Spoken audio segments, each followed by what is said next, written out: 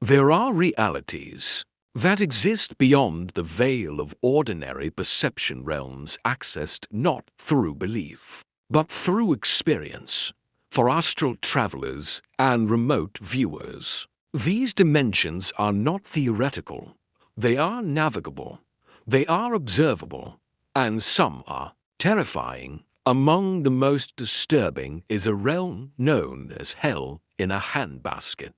It is not metaphor, it is not allegory, it is a structured, operational dimension that functions as a system of torment, hierarchy, and soul-level erosion.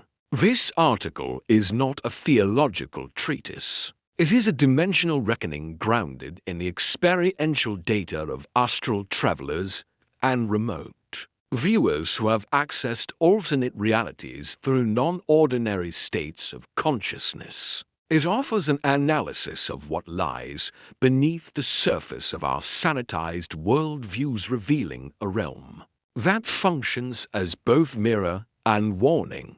Through these altered perceptual frameworks, we confront this soul's entanglement in structures far more complex and horrific than conventional depictions of hell, demanding a deeper form of discernment beyond dogma or metaphor. Remote viewing this realm is not like watching a film, it is like stepping into one. The dimensional lens that opens during astral access reveals not just the landscape of hell in a handbasket, but the beings within it. And here lies the first horror. Those beings are us. The lens exposes the twisted, fragmented, unhealed aspects of the self. The demon is not external, it is internal. It is the accumulation of betrayal, addiction, cruelty, and neglect. It is the shadow self, magnified and made autonomous. You see the glamour masking the grotesque. You see the horror beneath the persona. You see the gold grill over a shattered jaw. You see Brian Warner needing Jesus not as a cultural critique, but as a soul in crisis. This is not metaphor. It is dimensional truth, and it is horrific. The landscapes of hell in a handbasket are not chaotic. They are designed, sculpted, curated. The agony is not random, it is choreographed. The torture is not improvised, it is engineered. These scenes would never pass a movie board, they would be placed under permanent moratorium. And yet, in this reality, they play on loop. From a safe vantage point, if such a thing exists, one might call the architecture breathtaking. The precision of suffering, the symmetry of torment, the aesthetic of agony. It is Dante meets Dolly meets digital dystopia. But beauty here is a trap. To admire it is to risk being absorbed by it. To witness it is to be changed by it.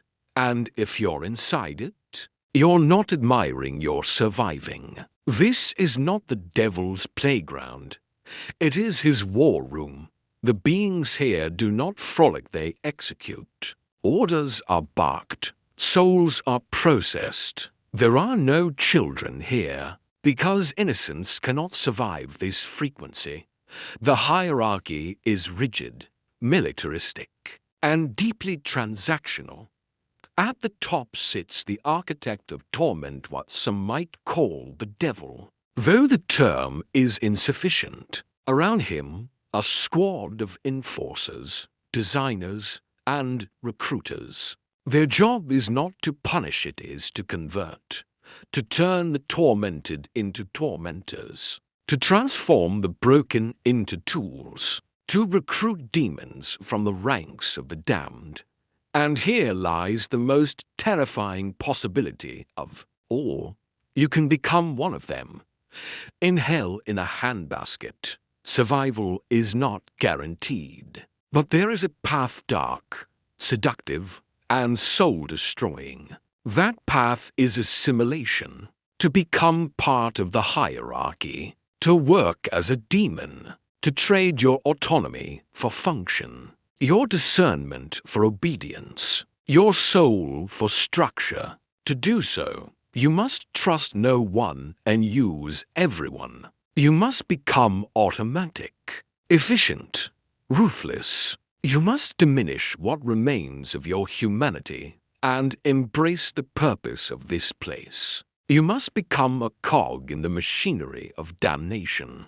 And once you do, there is no going back. The hierarchy rewards loyalty, but punishes hesitation. It values utility, not morality. It promotes those who can inflict pain with precision and recruit others into the fold. It is not chaotic, it is corporate, bureaucratic, systemic, and it is real. One of the most disturbing aspects of Hell in a Handbasket is its aesthetic. The landscapes are not crude, they are curated. The suffering is not messy, it is stylized. The horror is not random, it is ritualized. This is not a place of chaos, it is a place of control. Every scream is timed. Every wound is placed. Every torment is designed to elicit maximum despair. And yet, from the outside, it can look like art, like performance, like spectacle. This illusion is dangerous. It seduces the viewer into admiration. It tempts the soul into complicity. It blurs the line between witness and participant. And once that line is crossed, you are no longer outside, you are inside. So what do we do with this knowledge? How do we respond to the revelation of this reality? We cleanse, not with sage or salt alone, but with a superior spiritual solvent. Call it dial soap for the soul. Call it radical repentance. Call it mythic discernment. Whatever name you give it. The point is this.